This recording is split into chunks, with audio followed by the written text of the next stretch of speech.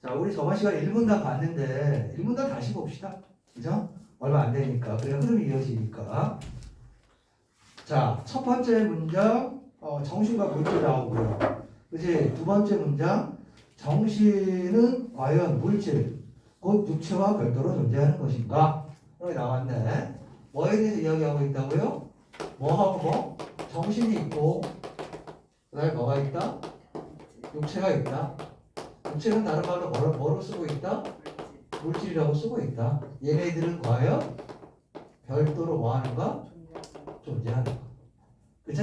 선생님이 헷갈리지 말자고 한 게 이제 뭘 헷갈리지 말라고 그랬냐면 정신이 있냐 없냐를 묻는 게 아니라 그랬다. 그치? 정신이 있냐 없냐가 아니라 얘는 정신이 있다고 가정하는 거야. 기본적으로. 정신이 있는데 얘랑 따로 존재해, 함께 존재해, 뭐 이런 거지. 그치? 자, 컴퓨터 같은 완전히 물리적인 체계는 정신을 가질 수 없는가? 자, 이 물질이고 컴퓨터는 물리적인 체계예요. 그죠? 오래전부터 정신을 비물리적 대상으로 간주하는 사람들이 많았고, 얘는 지금 뭐지? 정신이 뭐라고? 얘는 뭐고? 비물리적. 얘는 뭐라고? 물리적.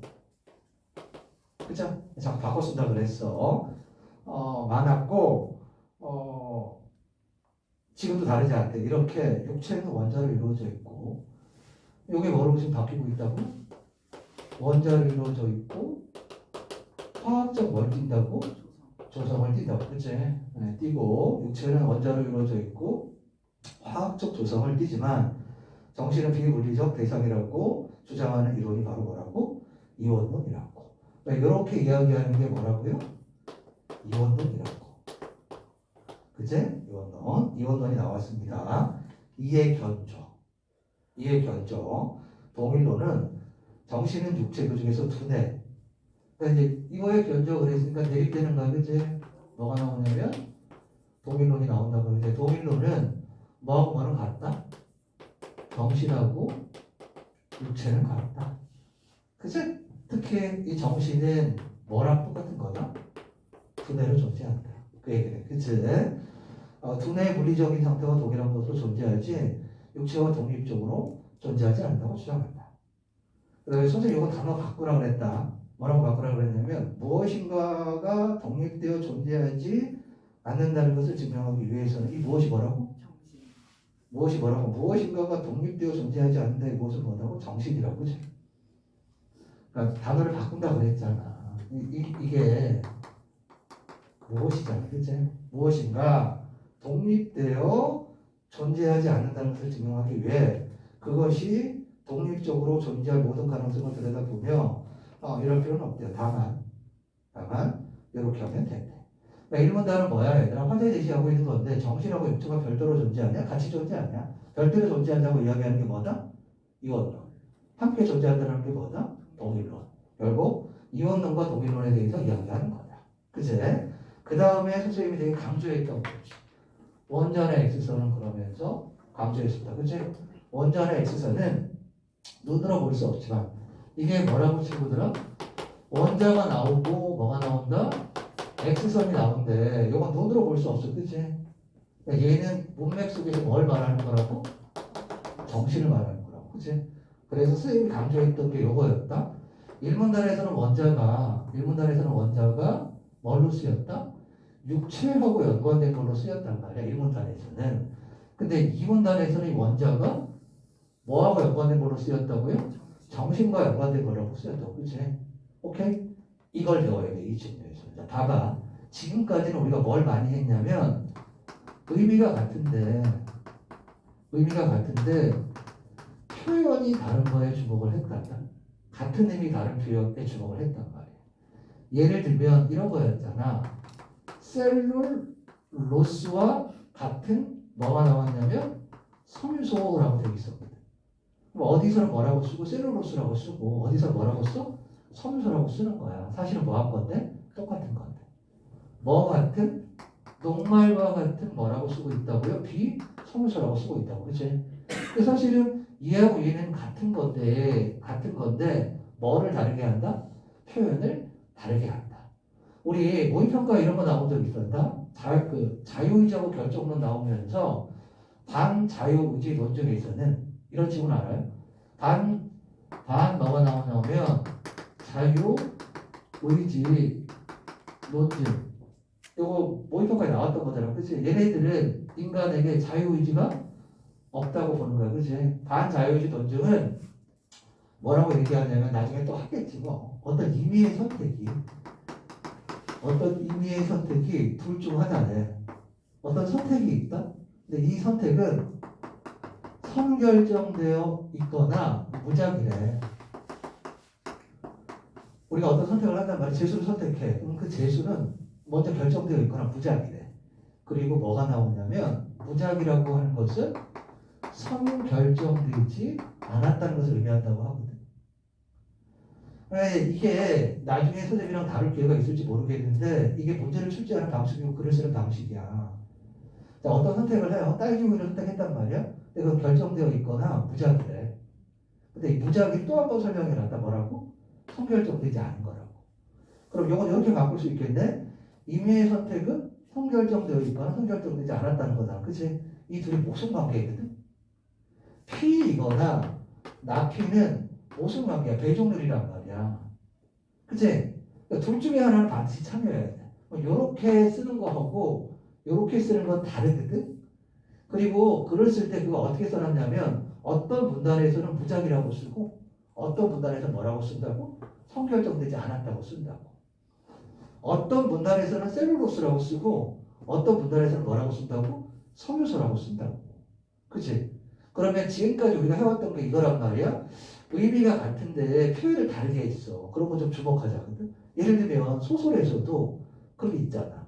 그러면 누가 나와? 유할림이 나와. 유할림이 나오는데 할림이 유연수로 나오잖아. 유어사로 나오고 유상소로 나오고 이렇게 똑같은 사람인데 명칭을 바꿔서 여러 사람인 것처럼 만들잖아. 그치? 그런 거에 주목해서 공부를 했단 말이야.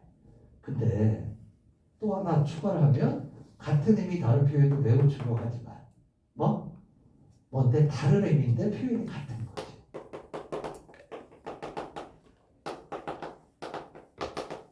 우리가 공부할 때 조금 신경 써야 되는 게 뭐냐면 뭐가 같은데 지금까지는 의미가 같은데 문맥상 의미가 같단 말이야. 근데 표현을 달리 했어.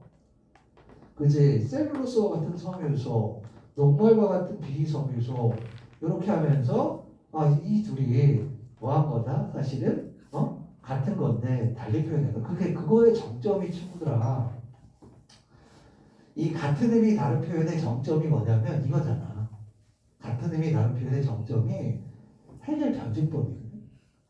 해결 변증법에 정이 있고 반이 있고 합이 있기 때문에 그제 이걸 예술에 적용시키잖아. 예술 적용시키고 종교 적용시키고 그 다음에 철학 적용시키잖아. 그제 요거 수능에 나왔던 거. 근데 뭐라고 나오냐면 예술의 객관성과 종교의 주관성이 철학에서 종합이 된대. 얘는 뭐하고? 직관하고 얘는 표상하고 얘는 사용한대. 그지?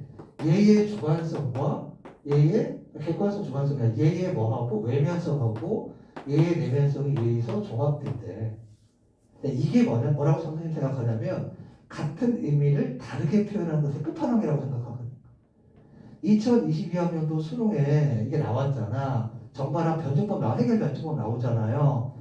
정반합 나오잖아. 그치? 그래 놓고 예술, 종교, 철학 나오고 예술은 직관하고 철학, 종교를 표상하며 철학은 사유에 끊임없이 반복이 된다고. 그치? 얘는 무슨 초보고 얘는 뭐 성장이고 얘는 완숙이고 그런단 말이야.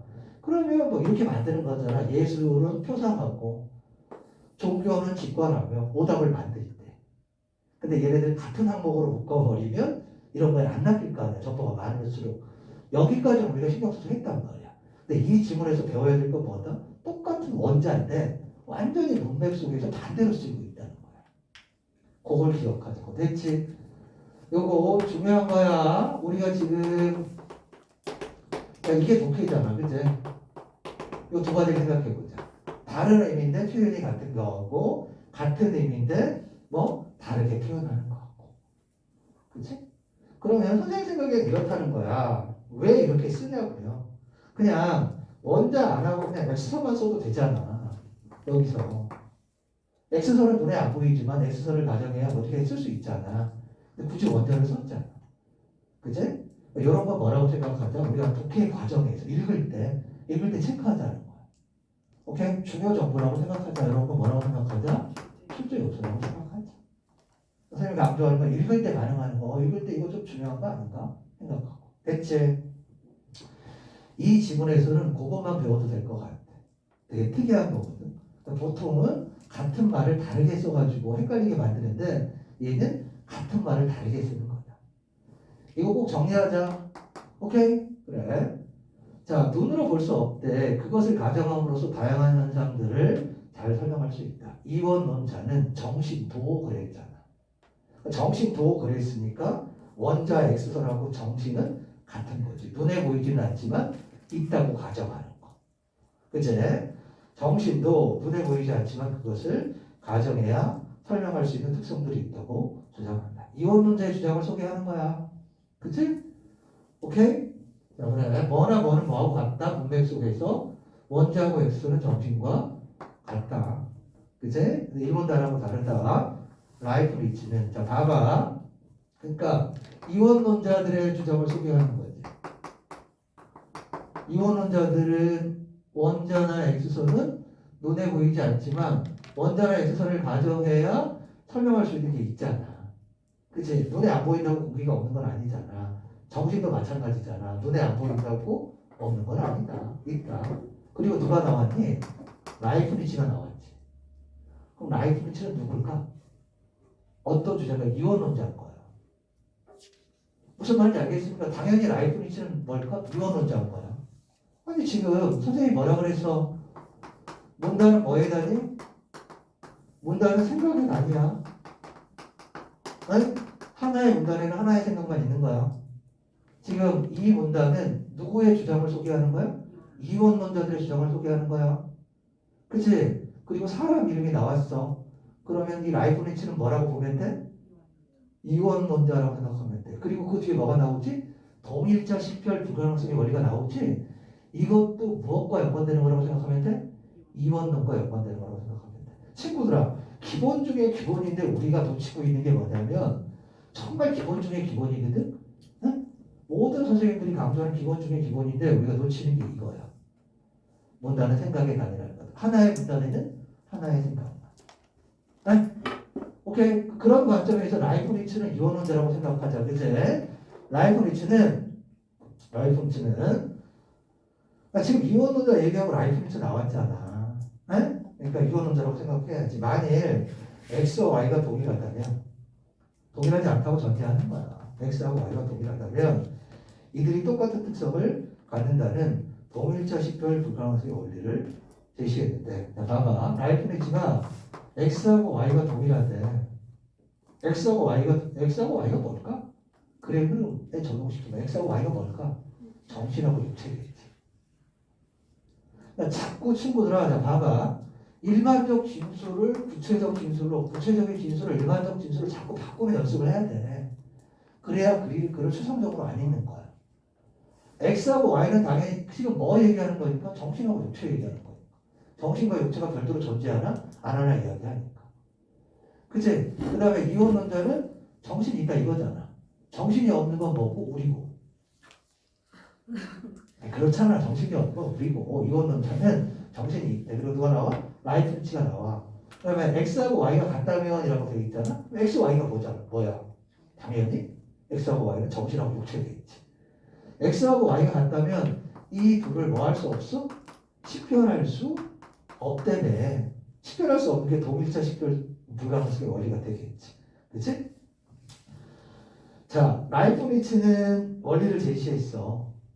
이 동일자 식별 불가능성의 원리를 왜 제시했는지 생각해 보라고. 어떤 물리적 대상도 갖지 못할 특성을 정신이 갖는다면 이 원리에 따라, 동일자 식별 불가능성의 원리에 따라 정신은 물리적 대상과는 다를 것이다. 자, 봐봐. 정신이 있고 육체가 있다. 근데 이 둘이 같아. 그럼 식별이 불가능하대. 근데 만약에 얘가 갖는 특성을 얘가 가지고 있지 않다면 이 두로 뭐 할 수 있다는 거야? 구별할 수 있다는 거지. 그러니까 무슨 얘기냐면 결국 라이프치가 하고 싶은 얘기는 뭐냐면 정신은 물리적 대상이 가지지 못하는 뭘 갖는다는 얘기야? 정신은 말이야 물리적 대상이 가지지 못한 특성을 갖는다는 얘기야.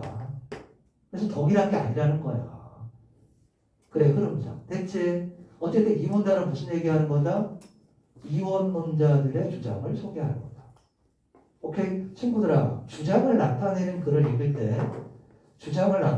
읽을 때 이게 글쓴이의 의견인지 아니면 특정 관점인지 이거 항상 구별해. 응? 이게 글쓴이 생각인지 아니면 어떤 사람들의 생각을 소개하는 건지 구별하라고. 이 문단은 글쓴이 생각이 아니야. 누구 생각이야? 이원론자들의 생각을 소개한 거야. 라이프니츠를 소개한 거야. 배울 게 많다. 우리가 배울 게 많아. 이 문단에서 뭘 배우자고? 아니 글자가 같은데 의미가 달라. 무슨 말인지 알겠지? 뭐 같은 표현을 다른 의미로 써요. 그걸 배워. 오케이? 또 하나 문단은 생각이 아니라 그랬어. 이원론자들을 소개하고 누가 나와? 라이프니츠가 나와. 그럼 당연히 라이프니츠는 이원론자인 거야. 그치? 그 다음에 라이프니츠가 뭘 주장하냐면 동일자 식별 불가능성의 원리를 주장해. 오케이? 무슨 말인지 알겠지? 그치? 잠깐만. 화면이 계속 거꾸로 찍히고 있었어.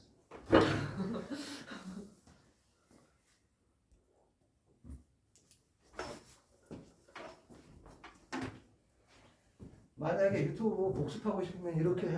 이렇게 거꾸로. 무슨 말인지 알겠지? 배울 게 있다고. 선생님이 항상 구체적인 기문을 통해서 원리를 찾아내는 연습을 하라고 그래서 그래야 적용이 되는 거야. 에? 오케이? 응, 그래. 대표적 이원론자인 데카르트는 데카르트도 이원론자인 거야. 그런 특성이 뭘까? 그런 특성을 바꿔보라고. 일반적 진술을 구체적인 진술을 일본 지시어를 구체적인 내용. 그런 특성이 뭐야? 그 앞에 나와 있는 거겠지. 어떠한 물리적 대상도 갖지 못할 특성을 정신이 갖는다면 특성이겠지. 그치? 대표적인 누구? 이원론자인 르네 데카르트가 나왔어요. 데카르트는 정신의 특성으로 뭘 제시해? 수학. 그치? 정신의 특성으로 수학적 추론하고 언어를 이야기한다. 얘기잖아. 그치? 정신의 특성을 가진 거. 자, 그는 완전히 물리적인 체계가. 요건 뭐야? 같은 의미 다른 표현이지. 완전히 물리적인 체계 뭘 말하는 거지? 1번단. 뭘 말하는 걸까? 컴퓨터를 말하는 거야. 자, 미출진 기억에 컴퓨터와 같은 완전히 물리적인 체계잖아. 그러면 이 글에서는 컴퓨터는 완전히 물리적인 체계인 거야. 근데 여기서는 지금 그냥 컴퓨터와 같은이라는 말을 빼버렸어. 그냥 완전히 물리적인 체계라고 쓴 거지. 그치? 요건 뭐다 친구들아? 같은 의미를 표현을 다르게 하는 거예요. 이거. 물리적인 체계가 사람처럼 언어를 사용하거나 수학적인 추론을 해낼 수 없으려고 보았다. 그러나 이런 주장은 그 힘이 처음 생각했던 것보다 약하다. 그럼 답이 나왔네. 물리적인 체계를 뭐 할 수 있다고? 언어 사용, 수학적 추론할 수 있는 거지. 그치? 그러니까 완전히 데카르트는 이런 거고 뭐는 물리적인 체계는 다른 말로 바꾸면 컴퓨터는 뭘 할 수 없다? 이런 것들을 할 수 없다고 생각했어. 그치? 컴퓨터는 수학이나 언어를 못한다고 생각했잖아. 물리적인 체계는. 그치? 그런데 답이 뭐냐면 이런 주장은 힘이 약한데 그러면 이거 뭐야? 답 나왔잖아. 뭐도? 컴퓨터도 뭘 한다? 언어를 쓴다. 컴퓨터도 뭐? 수학을 한다. 이게 될 거 아니야. 됐지? 계속 가볼게. 먼저 컴퓨터 언어야 언어. 언어는 상식적이야. 컴퓨터 언어는 인간이 쓰는 언어에 비해서 구조와 내용 면에서 단순하지만 그 차이라고 하는 건 뭐야? 종류의 차이가 아니라 뭐뭐가 아니라 뭐래. A가 아니라 B래. 이런 문장 신경 쓰라 그랬다. 뭐가 아니라 종류의 차이가 아니라 정도의 차이야. 그러니까 컴퓨터도 뭐 할 수 있어 얘들아? 언어 쓸 수 있어. 컴퓨터도 수학도 처럼할 수 있어. 다만 정도가 조금 수준이 낮을 수는 있겠지. 됐지? 한편 데카르트의 저술이 나타난 이래로 수세기 동안 여러 학자들은 수학적 추론의 일반적인 원리들을 뭐 너무 당연하다. 두 가지 문제 제기한 거 아니야? 언어하고 수학적 추론. 컴퓨터 언어 쓸 수 있다 이거야. 종류의 차이가 아니라 정도의 차이야. 한편 해놓고 이제 뭐 한 거야? 수학적 추론 얘기하는 거지. 그치? 그리고 와꾸가 그렇게 되는 거잖아요. 그죠? 자, 데카르트의 깜짝 놀라게 있을 독학 기계들을 만들어내게 되었대. 독립적인 정신을 가정하지 않고서도 언어와 수학적 추론을 설명할 수 있는 가능성이 생긴 것이래. 이와 같이, 이와 같이, 이와 같이, 이와 같이. 더 복잡한 것을 끌어들이지 않고, 더 복잡한 거 다른 말로 바꾸면, 문맥 속에서 다른 말로 바꾸면 더 복잡한 거, 정신. 그렇지 않을까? 더 복잡한 것을 끌어들이지 않고 무언가를 충분히 설명할 수 있다면 그거를 정신의 존재를 설명할 수 있어. 복잡한 걸 끌어들이지 않더라도 응? 설명할 수 있어. 추론을 설명할 수 있어. 그러면 그것을 끌어들이지 말라는 단순성의 원리에 의해 독립적인 정신을 가정할 필요가 없다. 친구들아, 오해하면 안 돼. 정신을 가정할 필요가 없다가 아니야. 정신을 가정할 필요가 없다가 아니라 독립적인 정신을 가정할 필요가 없다. 정신을 가정할 필요가 없다는 건 뭐가 없다는 거고 정신이 없다는 거고 얘네들은 정신이 있다는 거야. 다만 정신이 육체와 독립적이지 않다는 거지. 육체하고 정신이라는 거지. 됐지? 오케이? 자, 그러면서 이제 뒷부분에 뭐가 나오지? 이 이원론에 대해서 동일론이 뭐 하는 거야? 반박하는 거지? 동일론이 반박하면서 나온 게 뭐지 얘들아? 단순성의 원리지. 선생님은 요거를 좀 정리해 놨으면 좋겠어. 라이프니츠가 동일자 식별 불가능성의 원리를 제시했잖아. 그러면 동일자 식별 불가능성의 원리는 왜 나온 거야? 뭐의 의견을 지지하기 위해서 뭐의 근거로? 이원론자의 근거로 나온 거야. 근데 단순성의 원리는 뭐의 근거로 나온 거야? 동일론자의 근거로 나온 거야. 그걸 잡아야 돼. 그러니까 이 사례가, 이 원리가 어떤 이론의 뒷받침이 되는 원리인가를 잡아야지. 무슨 말씀인지 아시겠죠? 그거 잡으면 돼. 데카르트는 동일자 식별 불가능성의 원리로 이원론을 지지하는 또 다른 논조. 앞에 이제 논증이 하나 나왔다는 거잖아. 이제 또 다른 논적으로 육체의 존재는 얼마든지 의심할 수 있지만 정신은 의심할 수 없다는 것을 든다. 그러니까 동일자 식별 불가능성의 원리하고 연관되는 게 지금 뭐야? 이 사문안에서 이야기하고 있는 건 뭐냐면 의심의 핵심이야. 의심할 수 있는 것과 의심할 수 없는 것. 자, 육체의 존재는 의심할 수 있지만 정신의 존재는 의심할 수 없다는 거예요. 의심하기 위해서는 내 정신이 또렷하게 존재해야 되기 때문이래요. 뭔가 의심하려면 정신이 있어야 된다는 거야. 그러니까 의심할 수 있다는 건 뭐가 있다는 거고 정신이 존재한다는 거지. 의심이 가능하다는 거. 그렇다면 육체와 정신 중 하나는 의심 가능하다는 특성을 갖지만 뭐는 의심 가능해 얘들아? 육체는 의심 가능해. 그런데 정신은 뭐 하지 않아? 의심 가능하지 않아. 그 얘기네. 그치? 오케이? 분명히 존재한다는 얘기잖아. 의심하려면 뭐가 있어야 되니까 정신이 있어야 되니까. 그럼 두 특성이 같아 달라? 하나는 의심 가능하고 하나는 의심 가능하지 않다면 그 둘은 같은 거야 다른 거야? 다른 특성을 갖는 거잖아. 그러니까 얘네들은 둘 다 있는 거다. 그 얘기. 됐지? 오케이? 자, 뭐는 의심할 수 없어요? 정신은 의심할 수 없어? 육체는 뭐 할 수 있어? 의심할 수 있어? 오케이? 그렇다면 육체와 정신 중 하나는 의심 가능하다는 특성을 갖지만 다른 하나는 갖지 않아. 그러니까 그 둘은 특성이 다르니까 동일하지 않지.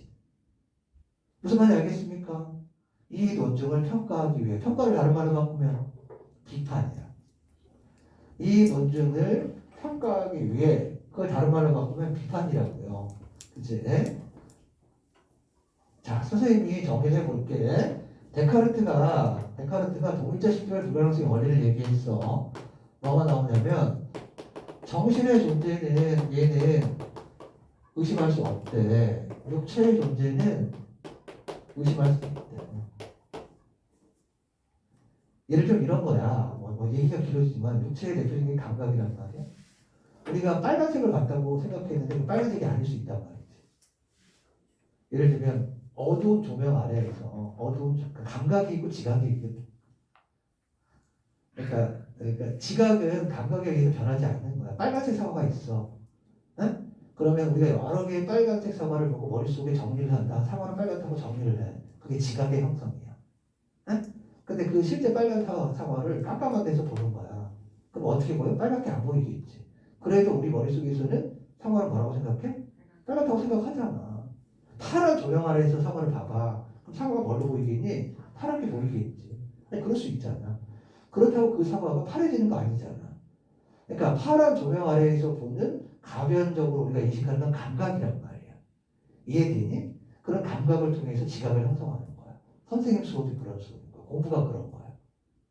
이런 구체적인 텍스트를 공부하면서 여러분들이 뭔가를 만들어가는 거야. 그게 원리라고. 뭐 어쨌든 얘기가 길어졌는데, 그러니까 누가 생각하기에, 르네 데카르트가 생각하기에 감각은 불완전해. 믿을 수가 없어. 뒷주머니에다가 휴대폰을 넣었다? 분명히 부르르 떨렸거든. 진동을 해놔서 부르르 떨렸어. 나 그런 경험이 있거든. 전화가 오고 펴보면 아무것도 안 왔어. 막 소리가 들려. 까똑 막 소리가 들려. 까똑 안 왔어. 뭐 믿을 수 없어. 감각은 믿을 수가 없다는 얘기지. 그치? 그런데 그 믿을 수 없는 거를 의심하는 정신은 뚜렷이 존재하지 않아. 고기토 에르고충 I think therefore I am. 나는 생각한다. 고로 존재한다. 여기 생각이 뭐냐면 끊임없이 반복적 회의를 하는 거야. 모든 거를 뭐 할 수 있지만 의심할 수 있지만 의심하는 주체만은 뭐 할 수 없다? 의심할 수 없다. 그게 데카르트의 결론이야. 그게 근대의 출발이야. 그게 이성의 발견이고 개인의 출현이야. 그치? 나중에 락강 같은 사람한테 연락이 까이지만 네가 생각하는 거 같니? 넌 생각 다 하는 거야. 뭐 이렇게 얘기하지. 구조주의 철학에서는. 얘기가 길어졌고 어쨌든 그렇다는 거야. 그러면 이게 뭐냐면 특성이라 이거야. 어? 의심 못하고 의심하니까 특성이 뭐해? 다르잖아. 무슨 말인지 알겠습니까? 다르잖아요. 같지 않다라는 거야. 육체랑 정신은 같지 않다는 거지. 누구는 같은 거니까? 누구는 같은 거니까? 동일론은 같은 거잖아. 정신하고 육체가 같잖아. 근데 데카르트는 정신은 의심 가능하지 않고 육체는 의심이 가능하다는 거야. 육체는 못 믿는다는 거지. 육체의 감각은 못 믿어. 근데 얘는 그냥 의심할 수 없다는 거. 다르다. 같이 있다는 거. 됐지? 이걸 뭐 하고 싶은 거야? 이제 비판하고 싶은 거야. 뭐 데카르트 같은 사람이 뭐 되게 재밌는 사람이에요. 데카르트 좌표계 이런 것들 배웠을 거 아니야. 데카르트 좌표계 함수하고 뭐 이거 한 사람이란 말이야. 이게 비극의 출발점이야. 라이프니치 미적분이잖아. 뉴턴하고 라이프니치. 그치? 미적분 만든 사람 아니야. 죽이고 싶지. 죽었어. 우리가 죽이고 싶은 사람들만 대부분 죽었다. 칸트 막 너무 죽이고 싶어. 헤겔 죽이고 싶지 않아. 죽었다고. 그래. 재미있는 걸 만들어서 비판하고 싶어. 그럼 비판의 내용은 뭐냐? 비판의 내용은 야 이게 뭐 따로 다르다고 뭐 같이 존재한다고 이건 지금 뭐라고 이원론이야. 네?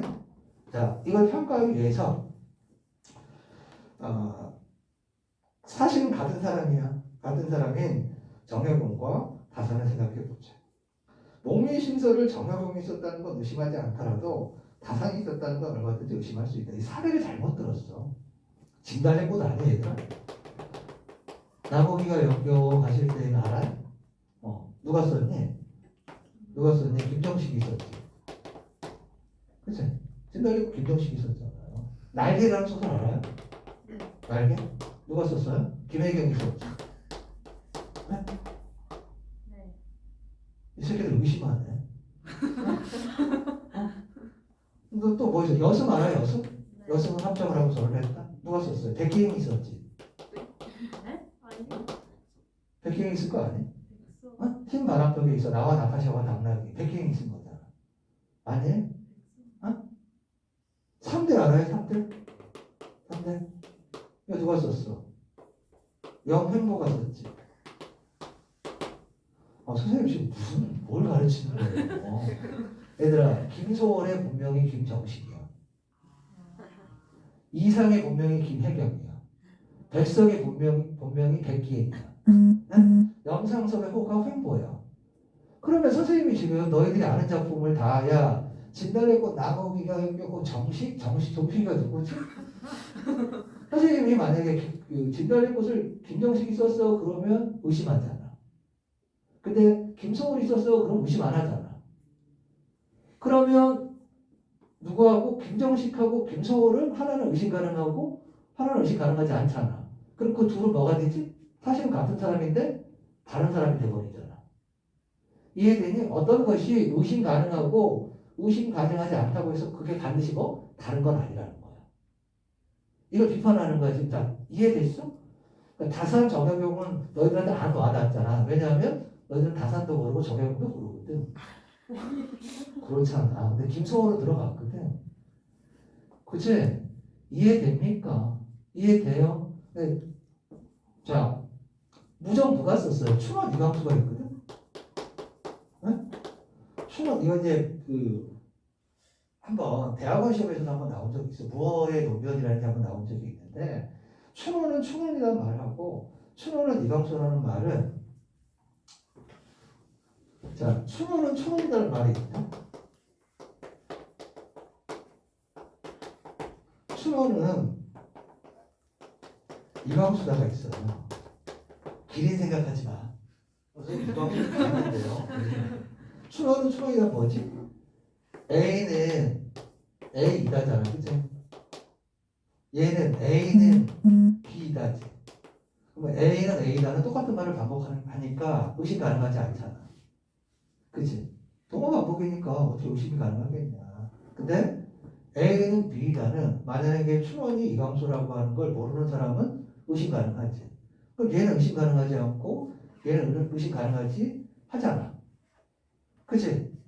근데 얘 논리대로라면 이 둘은 뭐가 되는 거야? 하나는 의심 가능하지 않고 하나는 의심 가능하니까 둘은 뭐 해야 돼? 동일자가 아니어야 되잖아. 달라야 되잖아. 근데 동일하잖아. 그 얘기야. 이해됐어? 이해됐지? 설명 찰지지? 에? 자, 그 다산하고 복민심처럼 정해국을 하면 몰라. 다산도 모르고 정해국도 모르니까. 에? 이해됐어? A는 A다는 이걸 누가 의심해? 동어 반복인데 A는 B다는 의심 뭐 가능하잖아. 이해되니? 얘는 의심할 수 없지. A는 A다니까 얘는 의심할 수 있지. 야, 이광수가 춘원이었어? 이렇게 물어볼 수 있잖아. 그러면 하나는 의심 가능하고 하나는 그러니까 의심 가능하지 않고 하나는 의심 가능하니까 이 둘은 뭐가 돼야 돼? 달라야 되잖아. 근데 사실은 같은 사람을 가리키는 거잖아. 마지막 문단에서 이야기하는 게 그거라고. 이해됐죠? 그래. 나중에 이거 한번 보여줄게. 뭐의 논변이라고 있어요. 자연주의적 오류고. 자, 이 논점을 비판하기 위해 봐봐. 목민심서를 정약용이 썼다는 걸 의심하지 않아. 이걸 아는 거야. 근데 이 사람이 정약용의 호를 모르는 거야. 그래, 야, 목민심서 다산이 썼어. 그랬더니 의심하는 거야. 그럼 하나는 의심 가능하고 하나는 의심 가능하지 않으면 데카르트의 말대로라면 둘은 뭐 해야 돼? 달라야 되잖아. 그치? 근데 사실은 같은 사람이야. 그렇다고 해서 정약용과 다산이 동일한 존재가 아닌 것은 아니다라고 했어요. 이해됐지? 결론. 동일자 식별 불가능성의 원리는 식별하는 데 사용되는 특성이 의심이나 생각 같은 것을 포함한 경우에는 적용되지 않다. 오해하면 안 돼. 동일자 식별 불가능성의 원리가 다 틀렸다는 게 아니야. 이런 경우에는 적용되지 않는다는 거지. 네 말이 다 틀렸어가 아니라 생각, 의심 이런 어떤 거를 의심할 수 있느냐 어떤 것을 의심할 수 없느냐 이걸 가지고 동일하다 동일하지 않다 이렇게 얘기하는 건 안 된다는 거야. 이해됐죠? 그래. 잘 모르겠는데 약간 무게중심이 이렇게 공평한 것 같다가도 읽다 보니까 약간 동일론 쪽에 무게중심이 있는 것 같은 느낌이다. 그치? 왜냐하면 이원론자가 약간 까이는 분위기? 그런 것 같아. 됐지? 자, 뭘 배우자고 친구들아? 제일 중요한 건 원자가 문맥 속에서 완전히 반대의 의미로 쓰인다는 거. 그걸 꼭 기억하고 우리가 지금까지는 같은 의미 다른 표현만 봤는데 같은 표현 다른 의미. 요거 한번 이 지문에서 기억해 두고. 두 번째, 문단은 생각의 단위라는 건 하나의 문단에는 하나의 생각만. 그치? 그래서 이원론 나오고 라이프니츠가 나와. 그러면 라이프니츠는 이원론자라고 생각하자. 됐지? 그 다음에 적극적으로 다른 단어로 문맥 속에서 바꿔보는 거야. 평가라는 말을 비판으로 바꿔보고 무엇이라는 말을 정신으로 바꿔보고 추상적으로 읽지 말고 구체적으로 읽어보자. 이게 얘기지. 됐지? 1번은 어렵지 않은 것 같고요. 그치? 어떤 분에게 추천하니? 친구들아, 감정을 정화하기 위해서 이런 거 읽으면 안 돼. 어? 이걸 읽으면서 막 너무 데카르트 감동적이야 이러면 안 되는 거야. 알겠지? 1번 틀렸고. 오케이? 또 친교를 위해서 인간관계를 유지하고 발전시키기 위해 너 데카르트 아니? 나 데카르트가 뭐 고기토 일부 중이라고 얘기한 거 알아? 그러면 멀어져. 알겠습니까? 현학적이라고 해서 멀어진다고. 그치? 오케이? 선생님 그래서 친구가 많이 없어요.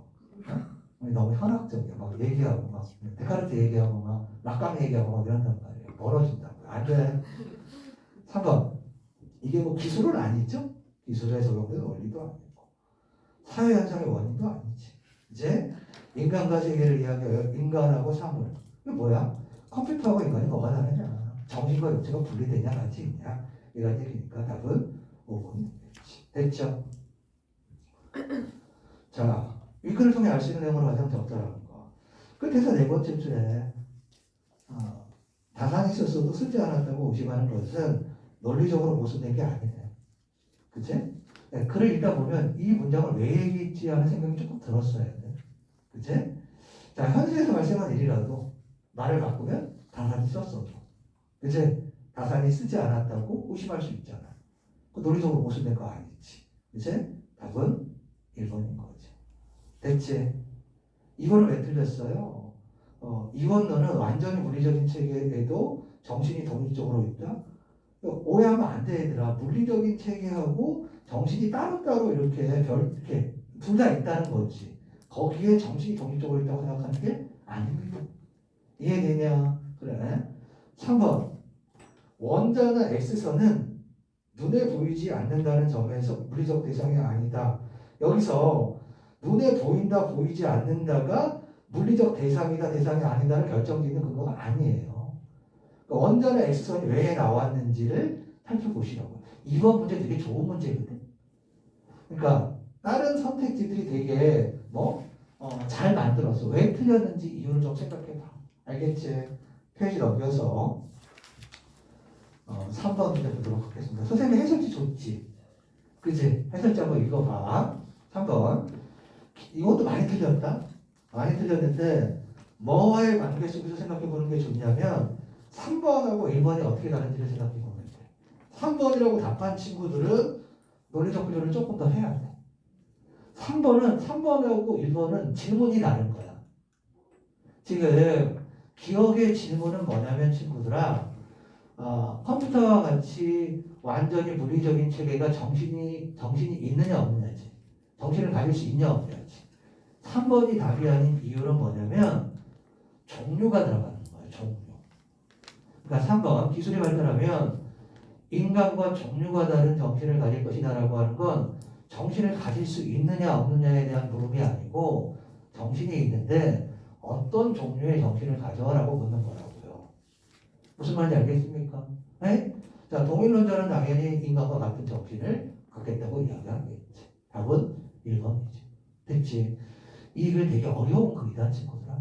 문제가 되게 까다로워. 두고두고 연습해도 돼. 4번. 악령의 존재를 가정할 필요 없이 병원체의 존재를 가정하고 이거 뭐니? 단순성의 원리야. 어떤 걸 가정하지 않고 그걸 설명할 수 있다면 그걸 끌어올 필요가 없다. 단순성의 원리잖아. 그치? 자, 나 하늘의 태양이 존재하면서 동시에 존재하지 않는다고 생각에 체크해.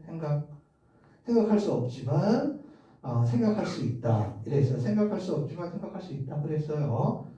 자, 그럼 1번. 가에서는 단순성의 원리에 의해 악령을 끌어들일 필요가 없다. 그러네. 2번. 가에서는 악령이 존재한다는 주장을 반박하기 위해서 악령이 존재할 모든 가능성을 드러낼 필요는 없겠지. 그치? 3번. 가에서 병원체의 존재가 감염을 가장 잘 설명해 주기 때문에 어떤 게 그런 거 잘 설명한다면 그것만 있으면 되는 거지. 됐지? 3번이 왜 틀렸어? 우리가 나에서 뭐에 미쳤지? 생각할 수 없지만 생각할 수 있다잖아. 그치? 그치? 근데 4번 선택지에 보면 동일자 식별 불가능성의 원리에 따라 그랬거든. 근데 마지막 문단에 의하면 동일자 식별 불가능성의 원리는 뭐에는 적용이 안 됐지? 생각이나 의심 같은 거에는 적용이 안 된다며. 마지막에 맨 마지막 문단에 다산 나오면서 어떤 것이 의심 가능하고 어떤 것이 의심 가능하지 않다. 그래서 그 둘은 다르다. 라고 하는 동일자 식별 불가능성 원리는 그런 거에는 적용이 안 된다고 그랬잖아. 근데 얘는 생각할 수 없지만 생각할 수 있다. 생각의 문제잖아. 그러니까 위글에 의하면 얘는 뭘 적용할 수 없다고? 동일자 식별 불가능성 원리를 적용할 수 없다고.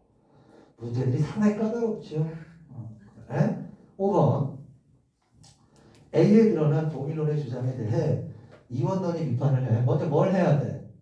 동일론자들의 주장을 정리해야 돼. 그 다음에 이원론자들의 주장을 정리하는 거야. 그치? 정답은 3번이지. 3번이 틀린 이유가 뭐냐면 밑줄 한번 쳐줄까? 기계가 정신을 가지지 못한다고 말하면서 누가 말했다는 거야? 동일론자들이 이렇게 얘기했다는 거야. 그런데 동일론자들은 뭐? 기계가 정신을 가질 수 있다고 생각해. 그러니까 이건 동일론자들의 말을 비판한 게 아니지. 그러니까 기계가 정신을 가지지 못한다고 말하거나 생각하는 건 누구야? 이원론자야. 데카르트 같은 사람이야. 동일론자들은 뭐? 기계도 정신을 가질 수 있다고 생각해. 그치? 오케이? 근데 3번 선택지는 기계가 정신을 가지지 못한다고 말하면서 누가 말했다는 거냐면 동일론자들이 이렇게 얘기했다는 거야. 동일론자들이 이렇게 얘기한 거가 없다고요. 이해됩니까? 그래서 3번이 잘못된 거고 6번은 3번이 답이었죠? 자, C 봐봐. C. 내 정신이 또렷하게 존재해야 그랬습니다. 이 글에서 친구들아 화학적 조성은 왜 나온 거지? 육체의 특성을 이야기해 나온 거란다. 원자나 화학적 조성을 띠며 그치? 근데 여기서 정신의 존재를 이야기하는 거니까 문맥상 완전히 맞지가 않아. 이 글에서 화학적 조성은 뭐? 육체는 원자로 되어 있으면 화학적 조성을 띠고 이렇게 나왔잖아. 여기서 화학적 조성은 육체의 특성을 이야기하면서 쓴 거야. 그런데 밑줄 친 C는 뭐에 관련된 이야기라고? 정신에 관련된 이야기야. 그러니까 당연히 3번은 잘못된 판단이 되겠지. 됐지? 자, 페이지 넘겨보겠습니다. 자, 관점의 추리진도 2019년도 수능인데요. 1번 문제를 매우 많이 틀렸어. 1번 문제를 매우 많이 틀렸는데 1번 문제가 요즘에 오답률을 높게 만드는 경향에 부합하는 선택지 구성이에요. 그래서 1번 문제를 조금 공부해 둘 필요가 있어. 선생님은 1번 문제를 어떻게 정리했냐면 정보들의 거리 이런 말로 한번 정리를 해봤어. 1번 문제를 말이야. 1번 문제 다른 게 아니고 친구들이 보통 1번으로 답을 많이 하거든. 1번에 1번으로 답을 많이 한다고요. 1번하고 3번은 정보들의 거리가 먼 걸 한 선택지로 묶은 거야. 이따가 설명해 줄게. 그러니까 그런 걸 배워야 되는 거야. 네? 그런 걸 배워야 돼. 이게 정답률이 50%밖에 안 돼요. 절반만 맞아서 이건. 그리고 20 몇 프로가 1번으로 답을 골랐다고. 한번 봅시다. 뭐라고 친구들아? 요 지문에서는 요걸 배우자. 요걸 배울게.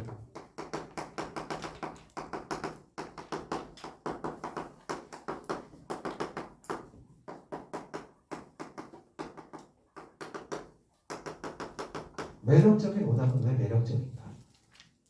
이런 거야 친구들아. 1번 문제를 푸는데 1, 2, 3, 4, 5번이 다 헷갈려. 선생님 저 5개가 다 헷갈린데요? 그만둬. 공부 그만둬. 바꿔야 게 장사해. 어? 다른 거 하는 게 나아. 보통 한 2, 3개가 헷갈리는 거잖아.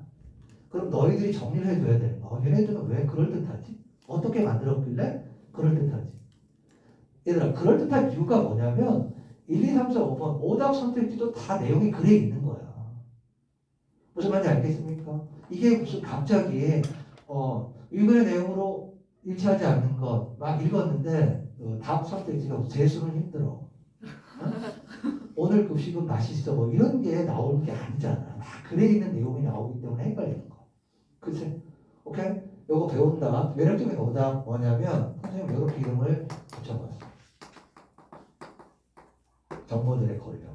그러니까 거리가 먼 뭐를 정보를 한 선택지에 보는 거야. 그러니까 이렇게 구분을 해봐. 1번하고 3번 선택지하고 2번, 4번, 5번 선택지. 네? 그렇게 나오면 돼.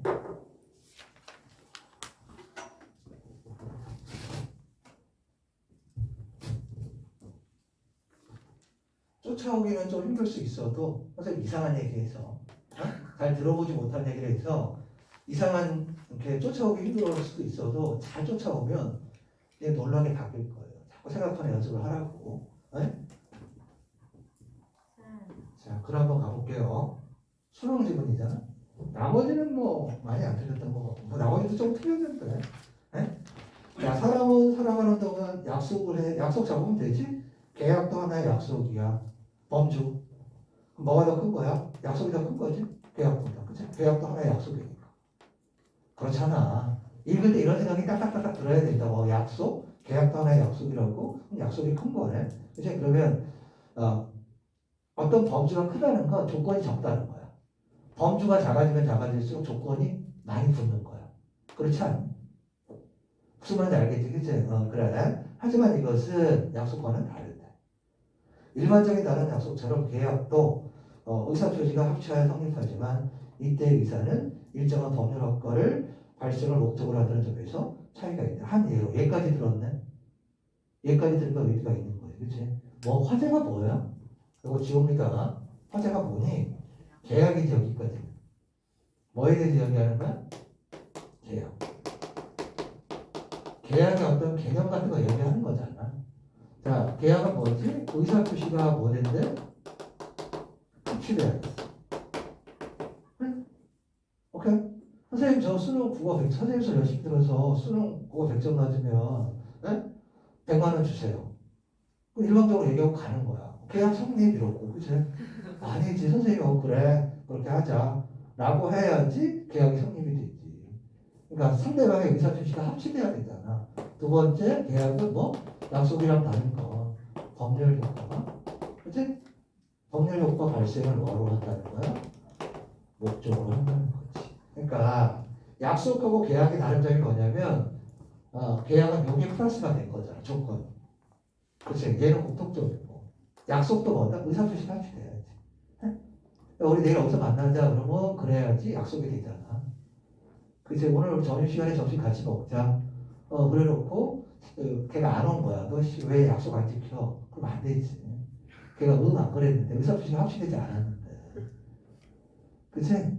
너 나랑 사귀자 뭐 이렇게 해놓고 내가 응 그래야지 약속이 되지. 근데 여기가 하나가 더 들어간단 말이지. 오케이? 그래. 자, 예를 들어 뭐에 대한 예니? 법률 효과 발생에 대한 예인 거야. 그치? 매매 계약은 파기했다는 일방의 의사표시와 사겠다는 상대방의 의사표시 합치. 그치? 매도인은 매수인에게, 파는 사람은 사는 사람에게 매매 목적물의 소유권을 이루어야 할 의무를 진과 동시에 청구할 권리를 갖는다. 반대로 매수인은 권리를 갖는다. 양 당사자는 서로 권리를 행사하고 의무를 이행하는 관계에 놓이게 되는 거죠. 이게 저건가 봐. 법률 효과. 그치? 자, 봐봐. 이렇게 되는 거야. 법률 효과가 있는데 뭐가 있어요? 내 노인이 있고 내 수인이 있어. 그럼 매도인은 얘한테 예를 들면 집을 넘겨줘요. 그리고 얘는 얘한테 뭐를 넘겨줘요? 돈을 넘겨줘요. 그치? 얘는 집을 넘겨줄 뭘 가지고 있어요? 의무를 가지고 있어요. 그죠? 돈을 받을 권리를 가지고 있어요. 그죠? 오케이? 그러니까 매도인은 뭘 갖고 있다고? 의무를 가지고 있어요. 집을 넘겨줄. 그리고 돈을 받을 권리를 가지고 있어요. 그죠? 오케이? 이게 뭐지 얘들아? 집을 줘야 될 게 채무고 돈을 받는 게 뭐지? 채권에 해당이 되는 거예요. 그러니까 채무하고 채권을 받는다 이 얘기지. 매수인은 집을 받을 뭐가 있어요? 권리가 있죠. 그리고 돈을 줘야 될 뭐가 있어요? 의무가 있죠. 그죠? 오케이? 그래서 그러니까 계약이라고 하는 것은 한 가지 측면에서는 뭐가 되고 채권자가 되고 또 다른 측면에서 뭐가 되는 거야? 채무자가 되는 거다. 무슨 말인지 알겠습니까? 그래? 선생님은 여러분들을 열심히 가르쳐야 될 의무가 있는 거죠. 그치? 의무가 내가 너희들 열심히 가르쳐야 될 책무가 있는 거잖아. 오케이? 그리고 너희들은 선생님에게 열심히 가르쳐라고 할 거를 요구할 수 있는 권리가 있는 거지. 그치? 대신 선생님은 여러분들한테 월급을 받지. 그치? 이게 뭐야? 채권이 되는 거잖아. 됐지? 무슨 말인지 알겠습니까? 그런 양자 간의 관계다 이 얘기야. 일문단은 어떻게 정리하면 되겠어? 계약의 성립 요건이죠? 의사표시 합치 법률 효과의 발생. 됐지? 이처럼 독해 못할수록 이런 거 잘 뭐라 그랬어? 독해 못할수록 이런 거 이처럼 정리해주는 말이니까 의사표시를 필수적 요소로 하여 법률 효과를 발생시키는 행위들을 뭐라고 한다고? 뭐라고 한다? 법률 행위라고 한다. 얘들아 여기서 한번 멈췄어야 돼. 왜냐하면 그 말이 그 말 같으니까 여기서 구별하고 갔어야 돼. 뭐하고 뭐를? 법률 효과하고 법률 행위를. 이처럼 의사 표시를 필수적 요소로 하여 법률 효과를, 그러니까 법률 효과가 뭐 채권 채고 이런 거야. 그치? 행위들을 법률 행위라고 한다. 그러니까 이 문단에서는 뭐 얘기하는 거냐면 여기 법률 효과가 나오잖아요. 그치? 근데 이 문단에서는 이처럼 하면서 법률 뭐에 대해서 이야기하냐면 행위에 대해서 이야기하는데 얘는 의사 표시를 필수적으로 요구하고 거기에다가 두 번째 법률 효과를 발생시켜요. 그치? 이처럼 뭐라고요? 법률 효과, 의사 표시 필수. 그치? 이게 뭐라고? 법률 행위라고. 나 선생님 생각에 친구들아, 그러니까 여기 시작할 때 이처럼 이렇게 돼 있잖아. 응? 이런 말 놓치지 않는 거야. 그러니까 이거야 친구들아. 독해 습관이 있는데 내가 일문단을 좀 대충 막 읽은 거야. 잘 모르겠어. 그럴수록 이런 말에 신경을 써야 돼. 중요한 걸 정리해 주는 거예요. 그러니까 여기에서 독해의 포인트는 뭐냐면 얘하고 얘의 뭐냐면 구별이야. 이게 안 됐기 때문에 1번 문제를 틀린 거야. 뭐하고 뭐를 구별하지 않았기 때문에 법률 효과하고 법률 행위를 구별하지 않았기 때문에. 네?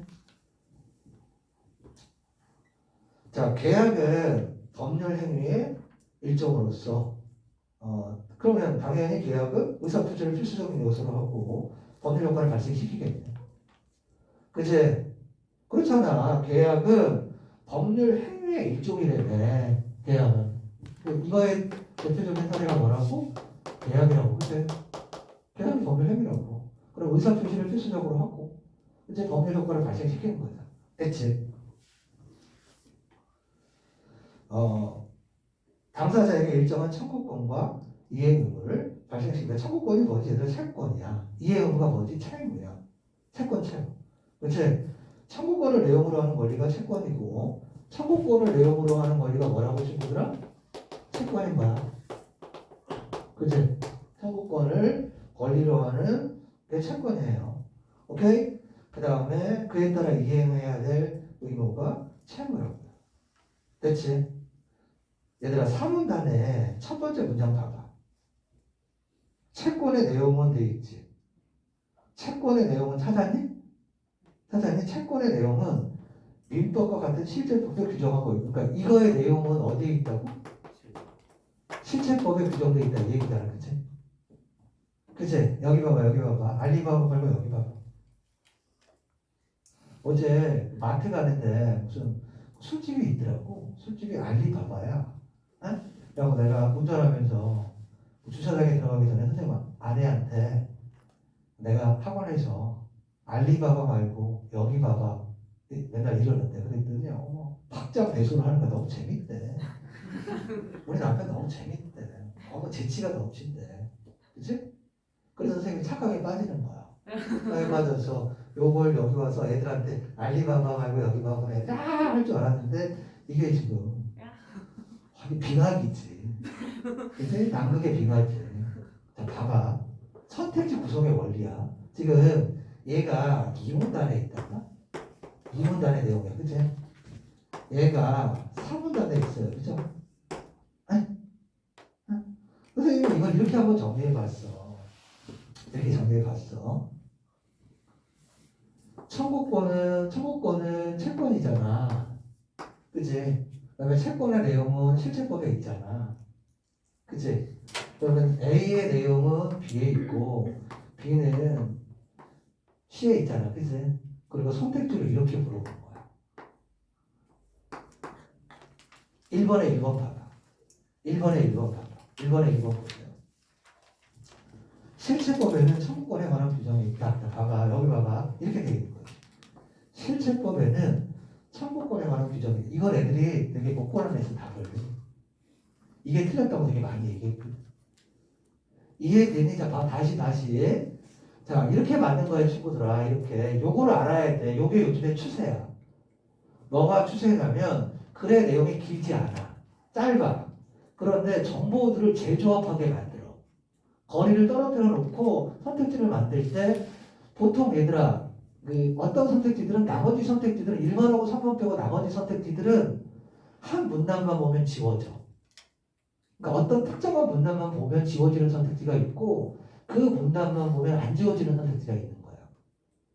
문제를 어렵게 만드는 건 뭐냐면 선생님 생각하기에는 정보들의 거리를 떨어뜨려 놓고 그것을 하나의 선택지로 집어넣는 거야. 이런 식인 거지. A 이퀄 B이고 B 이퀄 C인데 A 이퀄 C가 가냐라는 거야. 1번에 1번 선택지 봐봐. 뭐라고 되어 있다고? 이 문단에는 청구권은 채권을 내용으로 한다고 되어 있고 4문단의 첫 번째 줄은 청구권의 내용은 실체법에 규정되어 있대. 그리고 선택지를 어떻게 만들었냐면 실체법은 뭐? 청구권. 그치? 실체법에는 청구권에 관한 규정이 있다니까 맞는 거잖아. 이해되냐? 이해되니? 그래. 이렇게 선택지를 만들었구나. 두 가지야, 선택지는. 특정한 문단만 보면 지워지는 선택지. 특정한 문단이 아니라 2개 이상의 문단의 정보들을 조합해야 하는 거. 그러니까 그런 인식이 있어야 된단 말이야. 아까 전에 얘기한 것처럼 같은 의미인데 표현을 달리 하는 거. 청구권이 뭐라고? 채권의 일종인 거야. 그치? 그리고 채권의 내용은 어디 있어? 실체법에 있어. 그러니까 실체법에는 뭐가 있는 거야? 청구권의 내용이, 청구권에 관한 규정이 있는 거지. 됐습니까? 근데 그거를 한 문단에서 처리한 게 아니라 이 문단 얘기해놓고 조금 딴 얘기하다가 3문단에 딱 때려든 거야. 그러니까 뭐야? 우리가 헷갈리는 거지.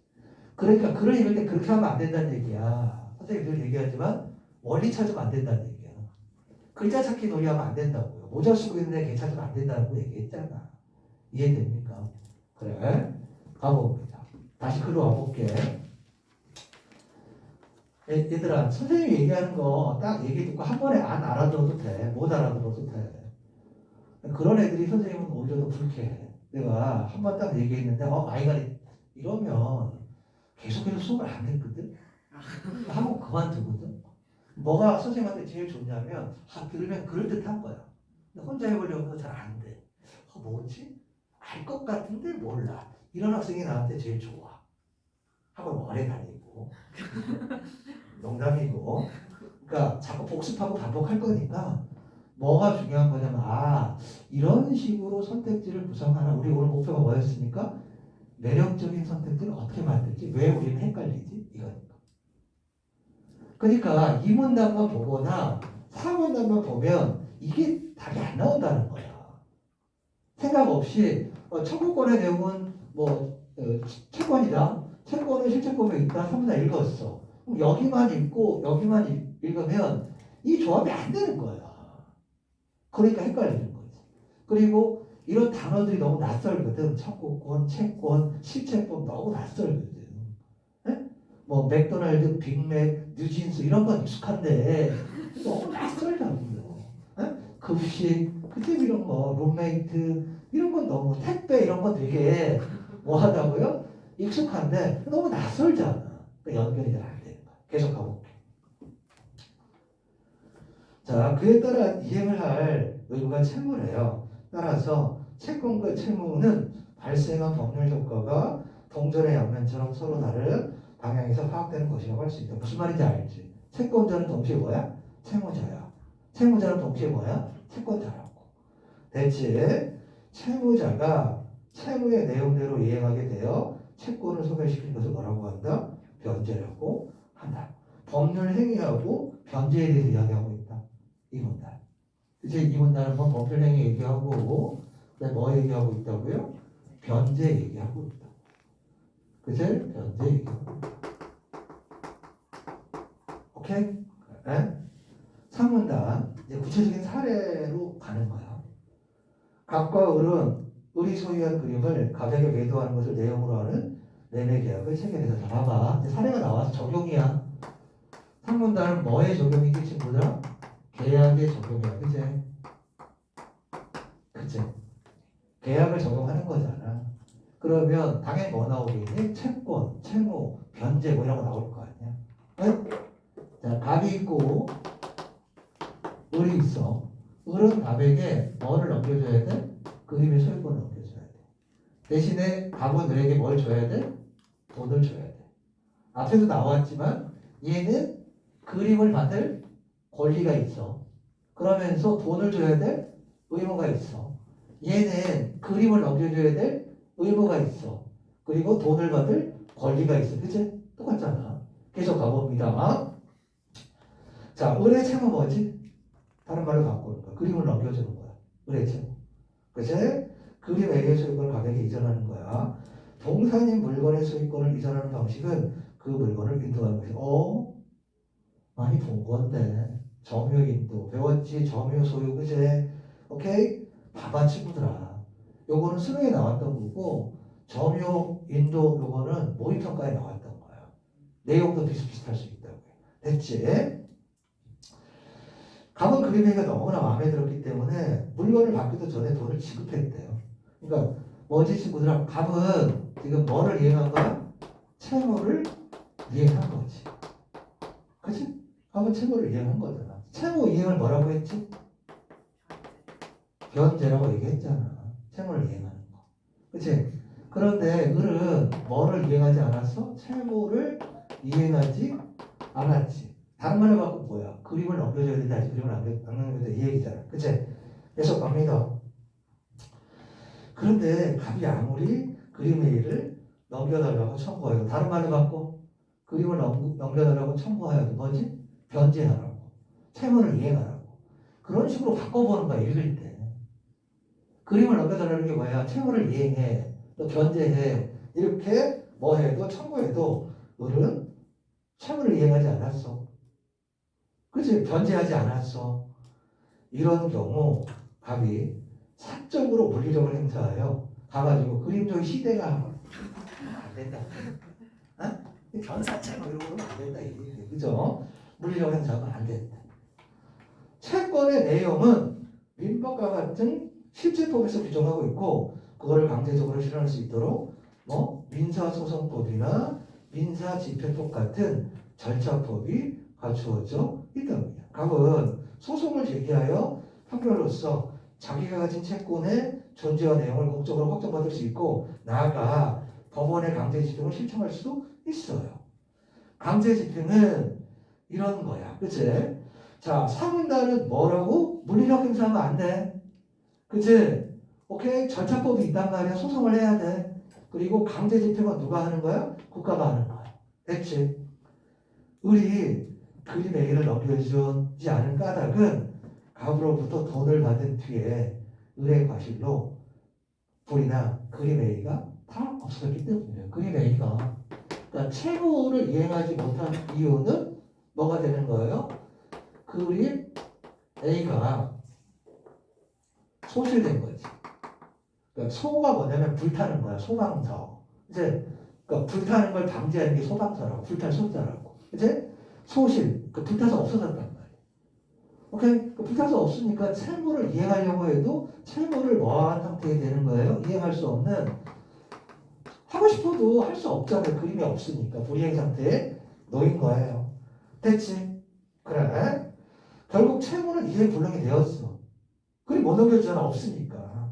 소송을 하더라도 불능의 내용을 이행하려는 판결 나올 수 없죠. 왜냐면 그림이 없으니까. 붙었으니까. 그치? 그림의 소실이 그런 뜻이야. 붙어서 없어지는 거. 소실이 계약 체결 전이어서 그럼 이거 뭐니? 사기지. 계약을 체결하기 전에 그림이 둘 다 없었다. 근데 그림을 매매하겠다는 계약하고 사귀잖아.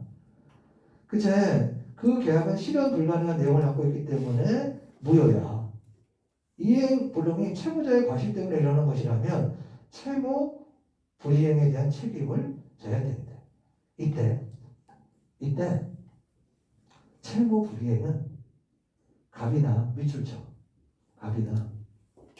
갑이나 그래 의사표시가 작용한 것이 아니라 아까 계약은 뭐를 필수적으로 요구했었지? 의사표시가 필수였잖아. 그치? 법률행위는 의사표시를 필수적으로 하고 법률 효과 발생을 목적으로 한다며. 그치? 오케이? 이행불능으로 말미암은 것이다. 이러한 사건을 통해서도 법률 효과가 발생한다. 그러니까 여기서 뭐가 없었다고? 의사표시가 작용하지 않더라도 법률 효과가 발생하네. 그제 자 용문단에 무슨 얘기를 하고 있냐면 용문단에 보시면 뭐가 없었어 친구들아? 의사표시가 뭐 했다고? 없었다고요. 작용하지 않았다고요. 그럼에도 불구하고 법률 발생한 거야? 효과가 발생했다며. 그치? 이러한 사건을 통해서 법률 효과가 발생한다며. 여기 봐봐 친구들 아까 법률 행위는 의사표시를 필수적으로 하고 법률 효과 발생을 목적으로 한다며. 근데 얘는 뭐가 없더라도 의사표시가 작용하지 않더라도 발생한다는 거 아니에요. 그치? 무슨 말인지 알겠습니까? 그리고 선택지를 봐봐. 그러니까 그 3번이 답인 이유가 뭐냐면 법률 행위는 두 개지. 법률 행위는 의사표시 필수, 법률 효과잖아. 의사표시가 필수잖아. 그런데 뭐는 친구들아? 법률 효과는 뭐가 없더라도 의사표시가 없더라도 발생하는 거잖아. 그치? 그러니까 얘는 틀렸지. 뭐가 없더라도 법률 행위가 없더라도 법률 효과는 발생할 수 있단 말이야. 용만단의 이 문장처럼. 이해됩니까? 그러니까 얘가 왜 어려워 친구들아? 왜 어렵냐면 어디 있는 정보하고 이문단에 있는 정보하고 용문단에 있는 정보를 같이 판단해야 되는 거야. 이해됩니까? 그래. 그러니까 이런 거잖아 친구들아. 꼭 의사표시를 하지 않더라도 의사표시를 꼭 하지 않더라고 하는 건 뭐냐면 이거 법률행위는 아니잖아. 법률행위는 의사표시를 필수적으로 여긴다며. 의사표시를 하지 않더라도 이해가 발생할 수 있는 거잖아. 이 경우처럼. 지금 의사표시를 안 하더라도 법률 효과가 발생한다며. 그러니까 뭐가 있더라도 법률 행위가 없더라도 법률 효과는 발생할 수 있다가 되겠지. 이해되셨어? 어려운 문제예요. 왜 어렵다고? 명문단하고 명문단을 함께 봐야 돼? 이문단과 용문단을 함께 봐야 돼. 자, 봐봐. 선생님이 답을 고른 비율을 봤거든? 1번 22%야. 1번으로 답을 21%가 골랐어. 2번으로 9%가 골랐거든? 근데 수능 문제니까 얘는 친구들아 명문단만 보면 되냐면 상문단만 보면 돼. 2번 선택지는 상문단만 보면 지울 수 있다고요. 4번 선택지도 명문단만 보면 되냐면 상문단 보면 그냥 지워져. 오케이? 5번 선택지도 어디 보면 되냐면 오문단 보면 지워져. 그러니까 특정한 문단만 보면 지워져. 그치? 그런데 1번하고 3번은 두 개의 문단을 봐야 돼. 그래서 1번의 오답률이 제일 높았고 2번 9%, 3번 답이 50%, 4번 선택지가 15%, 그 다음에 5번 선택지가 5%였거든. 그러니까 답을 고른 비율 중에서 1번을 고른 비율이 제일 많았다고. 틀린 비율 중에서. 무슨 말인지 알겠습니까? 왜 답을 못 갈랐냐? 정보들의 거리다. 오케이, 정리하자. 요즘에는 뭐다? 글의 정보량이 한 대신 줄어든 대신 거리가 떨어져 있는 정보를 묶어서 한 선택지에 활용한다. 그럼 이렇게 하면 되겠네. 어떤 게 안 풀려. 어떤 게 특정 문단만 보고 안 치워져. 그럼 무슨 생각을 한다? 혹시 이게 요 문단만 보고서 문제 해결이 안 되고 요것과 비슷한 말이 좀 떨어진 문단에 있어서 그 두 정보를 종합해야 지워지는 선택지는 아닌가라고 의심하라 이 얘기야. 알겠습니까? 아니, 그렇잖아, 친구들아. 남들이 말이 안 틀리는 건 같이 안 틀리고, 남들이 틀리는 것도 안 틀려야 상대평가에서 내 지위가 올라가는 거잖아. 이해돼? 됐지? 자, 1번에 3번이 왜 틀렸는지 알겠죠? 그래, 뭐가 없더라도, 법률 행위가 없더라도 법률 효과를 발생할 수 있는 거야. 그치? 그러니까 지금 6문단의 첫 번째 문장이 뭘 바꾼 거야, 얘들아? 요걸 이렇게 바꿨으면 쉬웠겠지. 법률 행위가 없더라도 법률 효과가 발생한다면 되게 쉬웠을 거야. 6문단의 두 번째 문장을 이러한 사건을 통해서도 법률 효과가 발생한다가 아니라 법률 행위의 조건을 충족하지 못하더라도 법률 효과가 발생한다고 그러면 되게 쉬웠을 거야. 그치? 그랬을 거 아니겠니? 근데 그렇게 하지 않았더라. 그냥 의사투시가 없었더라고 얘기했지. 그런데 뭐는? 법률 행위는 의사투시가 필수란 말이야. 알아두고 있지? 그래. 다시 글로 와. 자, 채무 불이행에 대한 책임은 갑으로 하여금 계약을 해지할 수 있는 권리를 갖게 한다. 채무를 불이행해. 그러면 누구에게? 갑에게 뭐가 생겨? 계약을 해지할 수 있는 계약 해지권이 발생하는 거지. 야, 우리 어떤 걸로 하자. 이렇게. 그치? 계약 해제권이래, 해제권. 계약 해제권. 네? 자, 갑이 계약 해제권을 행사하면 그때까지 유효했던 계약이 처음부터 효력이 없는 것으로 된다. 그때까지 유효한 계약은 뭐냐? 네가 그림을 줘. 나는 돈을 줄게. 그게 전부 뭐가 된다고? 없던 일이 된다고. 됐지? 오케이? 이때의 계약 해제는 일방의 의사표시만으로. 일방이 누굴까? 당연히 갑이겠지. 그치? 왜냐하면 갑에게 뭐가 발생하는 거니까 계약 해제권이 발생하는 거니까. 따라서 갑이 해제권을 행사하는데 의뢰 승낙은 요건이 되지 않는데요. 이러한 법률 행위를 뭐라고 한다? 단독행위라고 한다. 단독행위가 뭐라고 얘들아? 계약 당사자가 채무를 불이행하게 됐을 때 한쪽에서 일방적으로 뭘 하는 거? 계약 해지를 뭐 할 수 있는 거? 요구할 수 있는 거. 됐지? 페이지 넘겨서 갑은 계약을 해약했어. 이로써 여기서 계약 끝난 거야, 얘들아. 여기서 이제 계약 끝났어. 채권과 채무는 어떤 것이 됐어요? 당연히 계약의 양 당사자는 자신의 채무를 이행할 필요가 없어. 그러니까 누구도 울도 구리 안 줘도 돼. 그치? 대신 이미 이행된 뭐가 있으면 채무가 있으면 그건 원상태로 돌려야지. 이거 무슨 얘기야? 누가 준 돈을, 갑이 을에게 준 돈을 토해내야지. 그치? 이미 이행된 것이 있다면 계약이 체결되기 전의 상태로 되돌려 놓아야 한다. 이를 청구할 수 있는 권리가 원상회복 청구권이래. 계약의 해제로 갑은 원상회복 청구권을 행사할 수 있으며 이러한 갑의 채권은 결국 갑의 채권 뭐냐? 돈 돌려주지. 내가 준 돈 돌려주지. 친구들아, 오해하면 안 되는 게 기억하고 니은은 다른 거야. 다른 사안이야. 기억의 계약과 니은의 계약은 다른 거다. 연결된 게 아니야. 중간에 이 계약은 원래 없던 것이 돼버렸어. 왜냐하면 누가? 갑이 채무를 뭐 했기 때문에? 불이행했기 때문에 없던 게 됐어. 갑이 그림 줘야 되는데 못 준 거잖아. 아니, 을이 채무를 불이행하니 을이 그림 줘야 되는데 못 줬으니까. 그치? 없던 게 됐다고요. 다른 거라고. 다른 사안이라고. 기억과 니은은 다른 사안이라고요. 됐지요?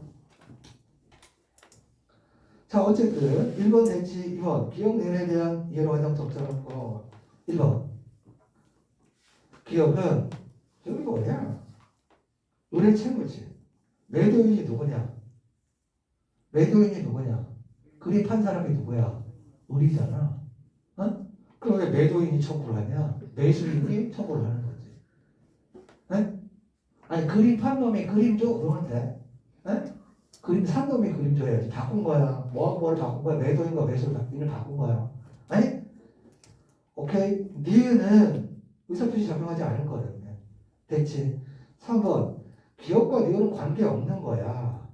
그치? 니은은 기억이 이행될 수 없기 때문에 생긴 거라고요. 그치? 납입될 수 없겠고. 4번 동일한 계약 아니라고요. 그죠? 5번 물건을 넘겨줘야 되는 거잖아. 그림. 그 다음에 니은은 돈 돌려달라고 할 수 있는 거잖아. 그치? 답은 5번이 되겠다. 됐지? 가해 상황에 대한 예로 적절한 건 그랬습니다. 가는 뭐냐면 채무는 이행불능. 왜? 그림이 없어졌으니까. 의뢰과실로 이행불능이 되었으니까. 답은 1번이 되겠다. 됐지?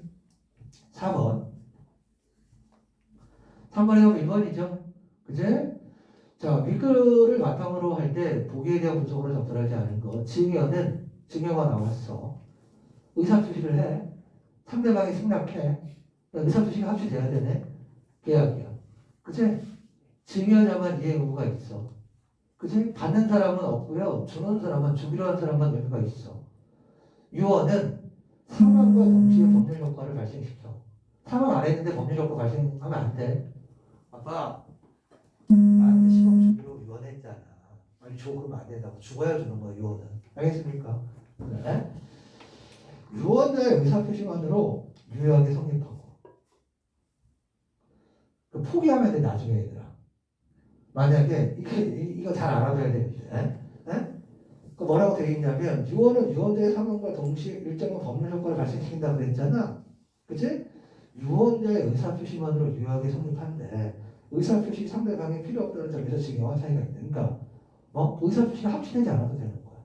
선생님이 남겨주면서, 죽으면서, 나루야, 너에게 10억을 유산으로 남긴다. 알고 봤더니 10억이 채권이 아니라 채무예요. 채무도 뭐 할 수 있냐면 빚도 뭐 할 수 있어요? 유산으로 쓸 수 있거든요. 그치? 그러면 그 입장에서 황당하잖아. 우리 아버지가 선생님 계획이 있거든. 딸에게 유언을 하면서 유산을 많이 물려주는 거지. 뭘로? 채권이 아니라 채무로. 막 땡겨가지고 쓰다 가는 거야. 그럼 딸 입장에서는 뭐가 되니? 황당하잖아. 그럴 때 뭐 하면 돼? 상속 포기하면 돼. 유언 포기하면 돼. 그런 게 있다고요. 그치? 자, 1번.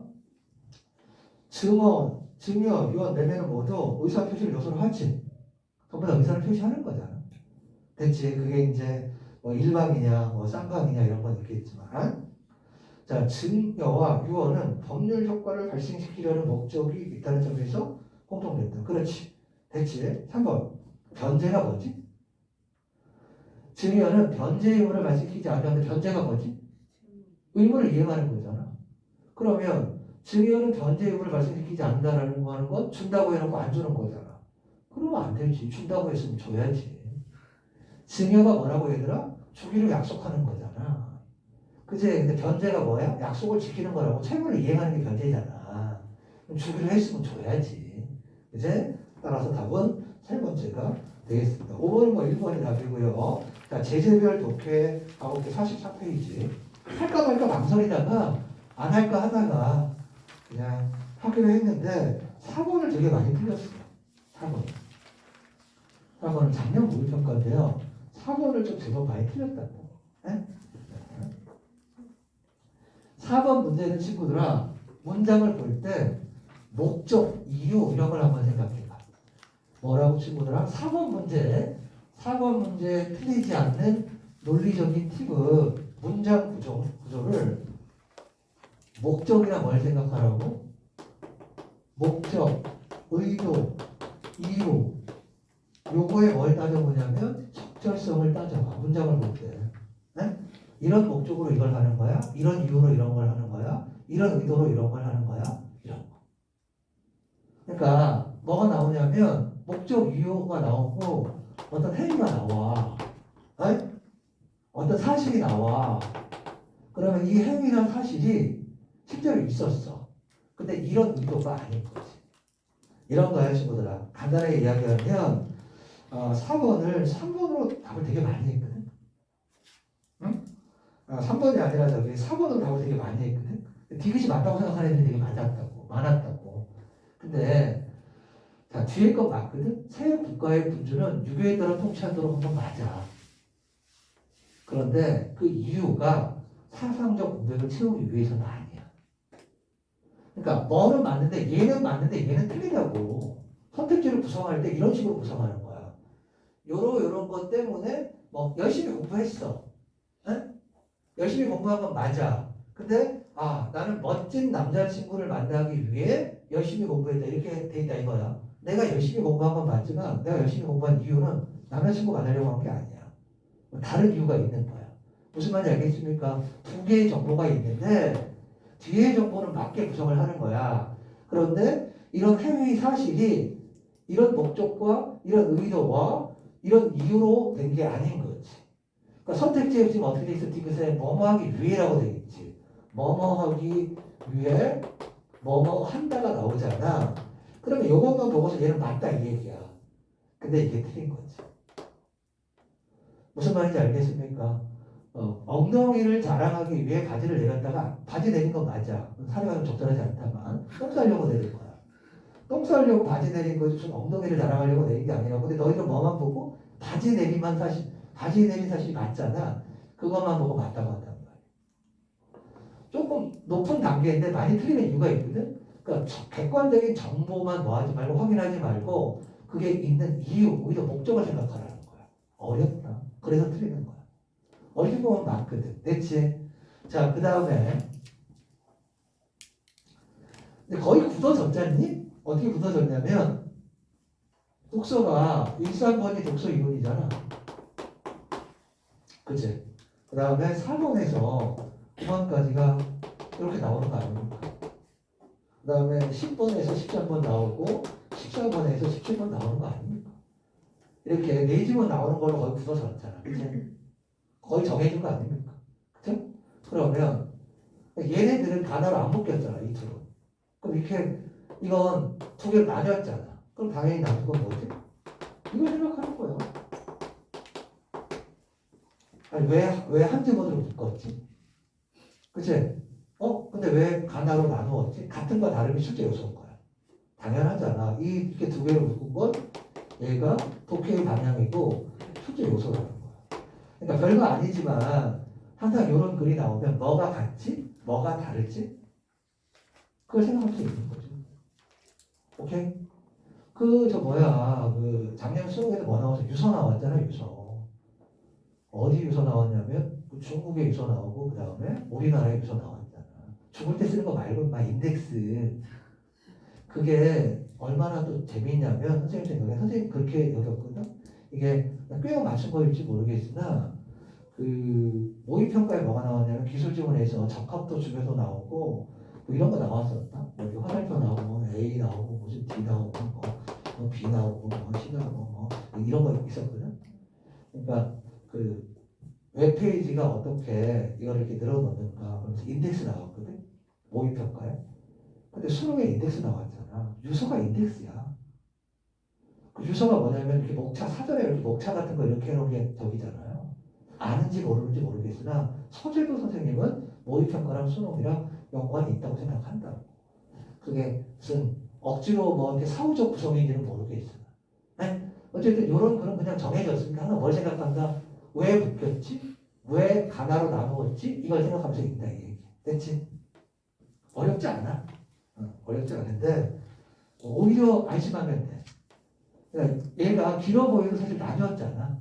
그러니까 오히려 이렇게 나오면 선생님 그러다가 2022학년에 해겔 나오면 어떡해요? 해겔 나눴잖아요. 해겔 가는 해겔 몇 종 나오고 나는 비판한 거는 나눴잖아요.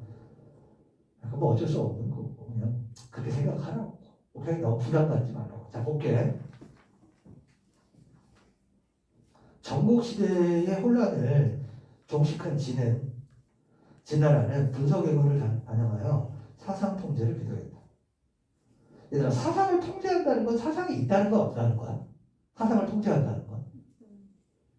자, 봐봐. 아까 이거를 모르더라고. 전국시대가 있었다? 춘추 전국시대. 이거를 누가 통일했어요? 진시황이 통일했단 말이야. 진이 통일했어. 그치? 근데 진나라에서는 뭐 했다고? 사상을 뭐 했다고? 통제했다고. 사상이 있다는 거 없다는 거야. 분석 의미를 다녀가야 사상 통제를 했다는 건 사상이 너무 많다는 거야. 그러니까 이때 제자 백가가 나오잖아. 뭐 유가, 도가, 덕가, 온갖 사상이 나오잖아. 그치? 그거 들어봤지?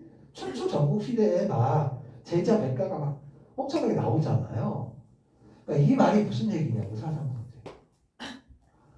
그 옛날에 담임할 때 학생이 와가지고 시내에서 담임할 때 선생님 머리가 너무 아픈데 병원 좀 갔다 오면 안 돼. 외출증 좀 끊어주세요. 그런다고. 선생님, 머리가 아프다고? 아닌데, 머리가 왜 아프냐? 아, 진짜 아프다고요. 아니, 머리가 아프면 머리가 있어야 되는데. 내가 보기에는 머리가 없는 게 어떻게 아프지? 왜냐면 다 화내고. 뭐가 아프려면 그게 있어야 되잖아. 허리가 아프려면 허리가 있어야 되지 않니? 이혼을 하려면 결혼해야 되지 않니? 사상을 통제하려면 뭐가 있어야 돼? 사상이 있어야지 통제를 하지. 그치? 사상이 너무 많았던 거야. 쓸데없는. 네? 그래. 그러니까 뭐냐면 친구들아, 너무 간단한 것도 많이 틀렸어. 4번에 디귿을 보면 디귿을 보면 옛 국가에서 드러난 사상적 공백을 채우기 위해라고 되어 있잖아. 사상이 없는 거야. 사상이 없어서 그 사상을 얘로 채우는 거랑 사상이 너무 많아서 이렇게 질서 정리를 하는 건 좀 다르다고요. 첫 번째 문장만 봐도 선생님 알겠는데 엄청 많이 낚였거든요. 어쨌든 다시 봐.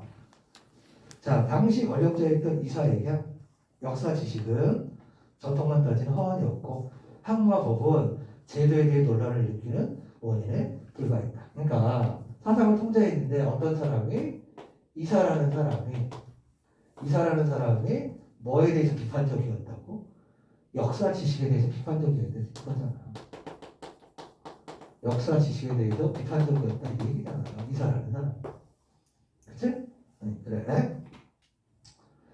자, 이에 따라 전국시대의 순자처럼 다른 사상을 비판적으로 흡수하여 통합학문의 틀을 보여주는 분위기는 일시적으로 약화됐다. 그러니까 전국시대에 누가 있었냐면 순자가 있었는데 이 사람은 뭘 했다고? 통합학문을 했다. 학문을 뭐 했다고? 통합했다고. 근데 여기서는 이런 걸 뭐 했다고? 통제했다 그 얘기잖아. 그제? 서로 관계를 잘 잡아. 이에 한나라 초기 사상가들의 과제는 진의 멸망 원인을 분석하고, 그러니까 진나라에서 이제 어떻게 됐어 얘들아? 어디로 간 거야? 한나라로 간 거지. 자, 봐봐. 여기 봐. 시점을 잘 잡으라고. 전국시대가 있었다. 그거를 진나라가 통일했어. 근데 진나라는 사상을 통제했어. 그치? 특히 이사라는 사람이 역사 지식에 대해서 비판적이었어. 그래서 전국시대처럼 이런 게 없었어. 그리고 진나라는 뭐 했어? 망했어. 얘네 뭐 했다고? 멸망했다고요. 그 다음에 이어진 나라가 뭐야? 한나라야. 그럼 한나라는 얘네가 왜 망했지? 멸망의 이유를 분석하고 그랬을 거 아니겠니? 그제? 시간성 잘 잡으라고요.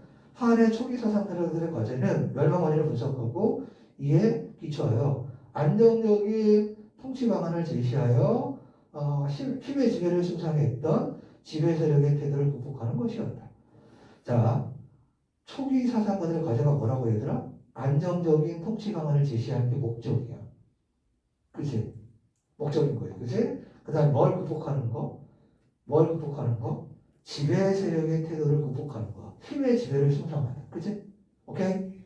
이러한 과제에 부응한 대표적인 사상가가 뭐라고? 육가였다. 그치? 자, 얘의 멸망 원인을 분석해. 요거를 통해서 뭘 했다고요? 안정적인 통치 방안을 뭐예요? 제시를 해. 그치? 오케이? 이게 목적이었다 이 얘기입니다. 순자의 학문을 계승한, 당연히 안 봐도 알잖아. 순자의 학문을 계승했으니까 육가는 이런 대표적인 사람이 누구다? 육가다. 순자의 학문을 계승했다. 당연히 뭐니? 응? 당연히 뭐겠어? 순자의 학문을 계승했으니까 통합학문이겠지. 그런 거 아니겠냐? 그래, 흐름상. 그는 한 고조의 치국 개책 요구에 부응해 신화를 저술했어. 그러면 얘가 신화를 저술했는데 이 책은 당연히 뭐겠어? 통합학문이겠죠. 그럴 거 아니겠습니까? 그죠? 여기 봐봐 친구들아. 이 책은 너무 당연할 거라고. 얘는 통합학문일 거라고요. 네? 그 다음에 이 책은 당연히 이것과 연관이 될 거라고. 안정적인 통치 방안을 제시하기 위한 책일 거라고요. 일반적 기술과 구체적 기술의 관계니까. 자, 계속 가봅니다. 이 책을 통해 지식 관문의 중요성을 설득하고자 했대요.